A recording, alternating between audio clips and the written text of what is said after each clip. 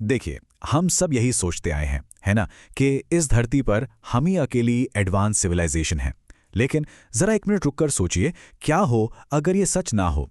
क्या हो अगर हमसे लाखों करोड़ों साल पहले यहीं इसी धरती पर कोई और इंडस्ट्रियल सिविलाइजेशन रही हो? है ना एक कमाल का ख्याल।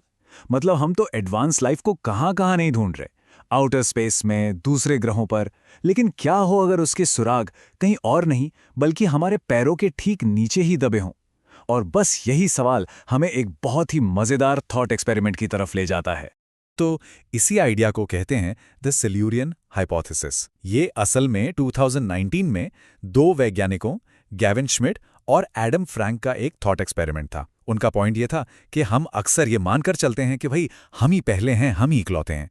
और ये हाइपोथेसिस इसी सोच को चैलेंज करती है। ये हमें सोचने पर मजबूर करती है कि कहीं ऐसा तो नहीं कि हम डीप पास्ट में एडवांस लाइफ के साइंस को बस मिस कर रहे हैं।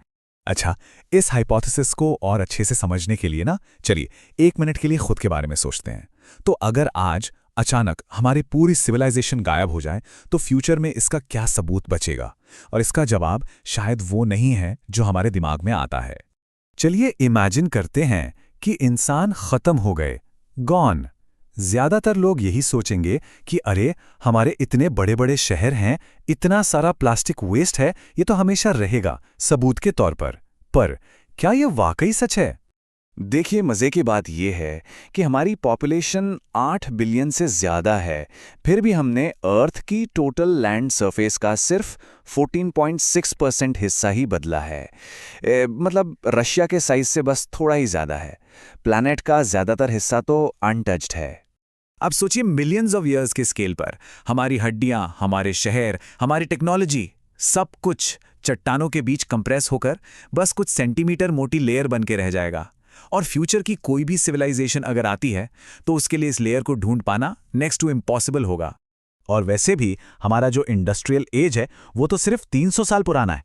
जियोलॉजिकल टाइम में तो ये पलक झपकने जैसा है ना?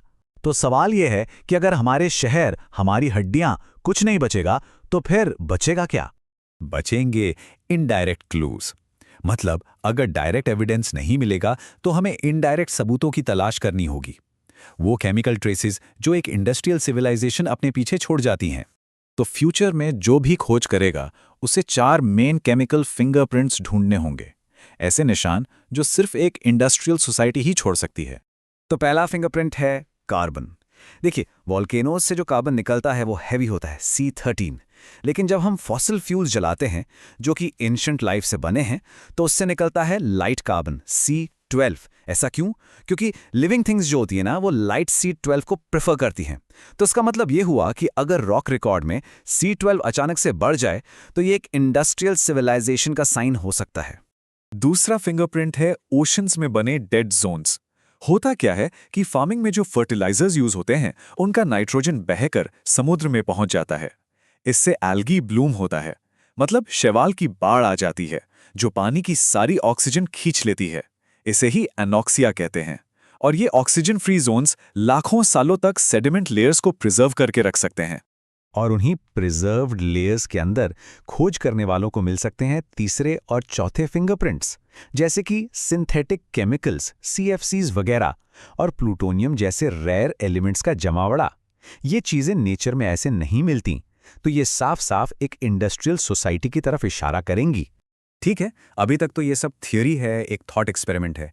लेकिन क्या हो अगर मैं कहूं कि ये केमिकल साइंस हमारी धरती के जियोलॉजिकल रिकॉर्ड में पहले से ही मौजूद हैं? हाँ, कहानी अब यहां से असल में इंटरेस्टिंग होती है। बात है आज से करीब 5.6 करोड़ साल पहले की।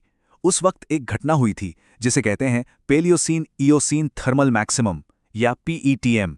इस दौरान अर्थ का ग्लोबल टेम्परेचर सिर्फ 5000 सालों में 5 से 7 डिग्री सेल्सियस बढ़ गया। ये एक बहुत बहुत बड़ा और तेज बदलाव था। और जब वैज्ञानिकों ने उस पीरियड के जियोलॉजिकल रिकॉर्ड को देखा तो उन्हें मिला लाइट कार्बन 12 आइसोटोप में एक बहुत बड़ा अचानक स्पाइक। याद है, ये बिल्कुल वैसा ही साइन है जिसकी हम बात कर रहे थे। अब हो सकता है कि ये वोल्केनोज की वजह से हुआ हो, पर सारे सबूत उससे मैच नहीं करते। और बात यहीं खत्म नहीं होती, और भी अजीब चीजें हैं। उसी दौर के सेडिमेंट लेयर्स में मेटल्स का कॉन्सेंट्रेशन भी अनयूजुअली हाई मिला और उसी वक्त मैमल्स यानी स्तनधारी जानवर अचानक से पूरे नॉर्थ अमेरिका में फैलने लगे। ये सब एक साथ क्यों हुआ?